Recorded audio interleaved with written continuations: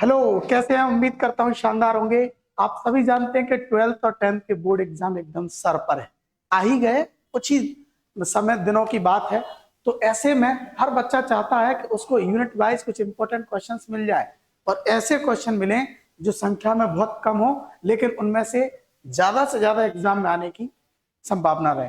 तो मैं ऐसे ही टॉप 10 क्वेश्चन पर यूनिट, यानी एक यूनिट के 10-10 क्वेश्चनों की सीरीज लेके आया हूं। पहले शुरू कर रहे हैं अपन 12th केमिस्ट्री से। ऐसे ही सारे सब्जेक्ट 10th और 12th के लेकर के आएंगे। तो 12th केमिस्ट्री का पहला टॉपिक, जिसके वेरी इंपॉर्टेंट 10 क्वेश्चन आज अपन टेक करने वाले हैं। मेरे सामने शीट है पूरी की पूरी, इसमें बहुत सारे इंपॉर्टेंट क्वेश्चन है, लेकिन इसमें से भी टॉप 10 5 स्टार टॉप 10 क्वेश्चन पर टिक कर रहे हैं और उनको पढ़ लिया ना तो काम बन जाएगा, ये इतना भरोसा है। तो चलिए शुरू करते हैं। पहले अगर मान लो 2 मार्क्स का क्वेश्चन इस यूनिट से आता है, छोटे छोटे क्वेश्चन आता है, शॉर्ट टाइप के क्वेश्चन, तो मैं आपको बता दूं कंसंट्रेशंस की डेफिनेशन से आ सकता है। और मैं कुछ डेफिनेशंस आपको जैसे डिफाइंड नॉर्मेलिटी, एक क्वेश्चन ये डिफाइंड नॉर्मेलिटी।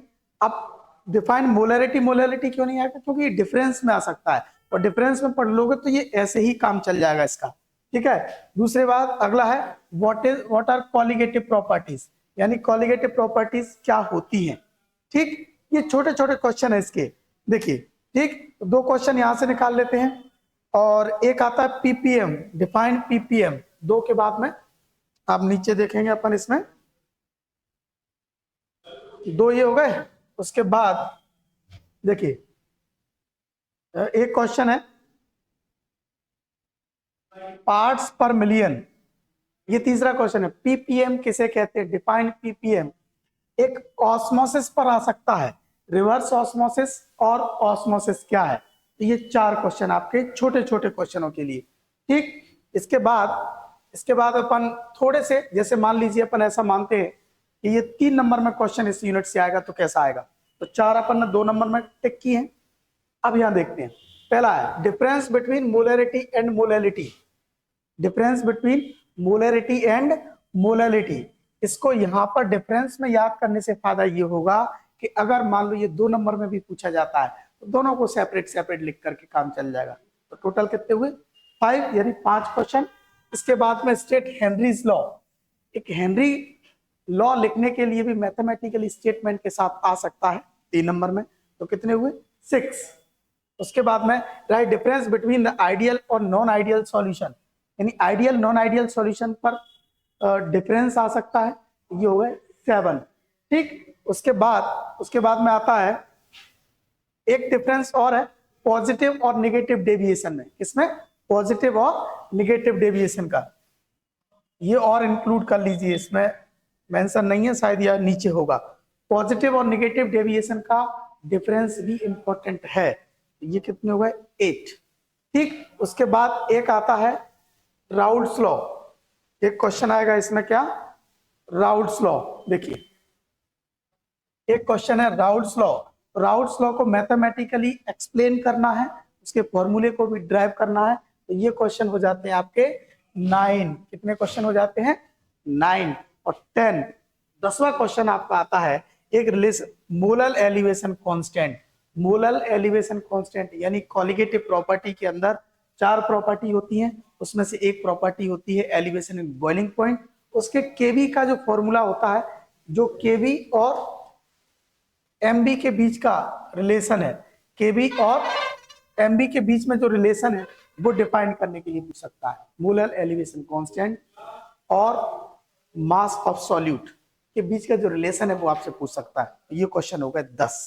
तो ये 10 तो आपको बेहतरीन अच्छे से करने ही करने हैं। जब ये आप 10 कर लो तो इसके साथ छोटे छोटे और क्वेश्चन बढ़ा लेना, तो वो इस सीट में लिखे हुए हैं। ये सीट अगर आपको चाहिए तो इस सीट को मैं पूरा का पूरा जूम इन कर देता हूं, तो आप इसका स्क्रीनशॉट ले सकते हैं पहली यूनिट का। जैसे देखिए ये कुछ और अदर इंपॉर्टेंट क्वेश्चन है ये।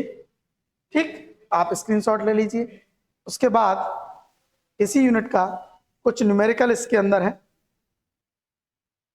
ये कुछ क्वेश्चन है ये, और ये कुछ न्यूमेरिकल भी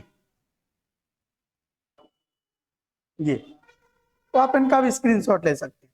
न्यूमेरिकल इंपॉर्टेंट नहीं लगा सकते। न्यूमेरिकल के बारे में आपको इतना सही कह सकता हूँ कि कंसंट्रेशन वाला जो पोर्शन है, molarity, molality, normality, formality, ppm, mole fraction, यहाँ से फॉर्मूला बेस्ड एक एक क्वेश्चन आप जरूर कर लें। ठीक, एक दो क्वेश्चन आप कहाँ से करें, मोलर एलिवेशन कांस्टेंट से कर लें। एक दो क्वेश्चन आप प्रैक्टिस कर लें आपका राउल्ट्स लॉ से। ठीक, एक दो क्वेश्चन कर लें आप बार्नठॉप इक्वेशन से। इतना एक एक क्वेश्चन अगर न्यूमेरिकल कर लोगे तो इस यूनिट का काम चल जाएगा। सबसे पहले अपन 10 क्वेश्चन पढ़ें, उसके बाद और बाकी की हैं वो पढ़ें, फिर न्यूमेरिकल पढ़ें, और ऑब्जेक्टिव की तैयारी आप कर ही रहे होंगे। और अगर नहीं कर रहे हैं तो 20 ऑब्जेक्टिव पर यूनिट, यानी टॉप 20 ऑब्जेक्टिव पर यूनिट, वो भी मैं लेकर के आने वाला हूं। पहले लेकिन शुरुआत इसी से की है, आप लोगों का सहयोग मिलेगा तो मैं बहुत अच्छा और आप लोगों के लिए लगा रहूंगा। एग्जाम टाइम में ये चैनल आपके लिए पूरी ताकत से आपके साथ लगा रहेगा, और भरोसे के साथ कहता हूं कि आपको फायदा भी दिलाएगा। ठीक है, तो लाइक, कमेंट, शेयर, सब्सक्राइब करते रहिए, लोगों तक पहुंचाइए, ताकि मुझे हिम्मत मिले कि तो मैं और बेहतर काम करूंगा। नमस्कार।